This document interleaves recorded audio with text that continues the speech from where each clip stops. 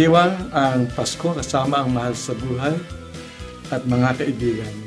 Masayang tawanan, kwentuhan, kainan sa paghihintay ng Kapaskuhan. Ang Pasko ay ang kapanganakan ng ating Panginoong Jesucristo. Sinasabi sa John 3:16, "For God so loved the world that He gave His only begotten Son." Ang sino mang maniwala sa kanyang anak ay maliligtas. Ang Pasko ay pagmamahalan, pagsasama-sama ng mga pamilya, mga kaibigan, mga kasama sa trabaho, pasasalamat sa buong taon na nangyari sa atin. Bibigayan at pasasalamat sa Diyos. Ang Pasko ay nagbibigay ng saya at kagalakan sa lahat ng tao sa buong daigdig. Christmas is all about family. Ang Pasko ay yung araw ng pagbibigayan at pagmamahalan at ang mga pamilya ay nagsasama-sama. Ang Pasko ay pagmamahalan ng Have a Merry Christmas and a Happy New Year. Maligayang Pasko at maligayang bagong taon. Maligayang Pasko. Maligayang Pasko sa inyo lahat.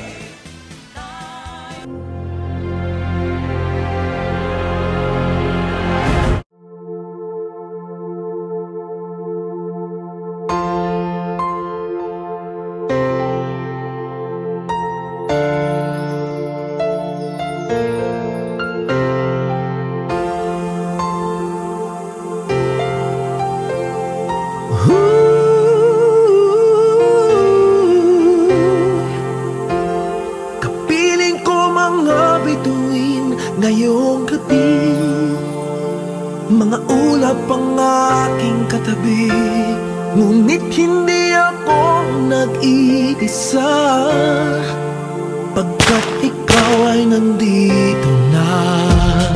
Mga tala sa iyong mata'y aking batid, bawat kislap ay may pag-ibig na hatid, sa mga hangarin nating dapat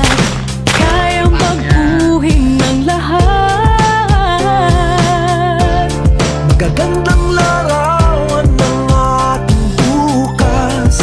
Ngayong Pasko ay magniningay. Ngayong Pasko, magniningning ang Pilipino.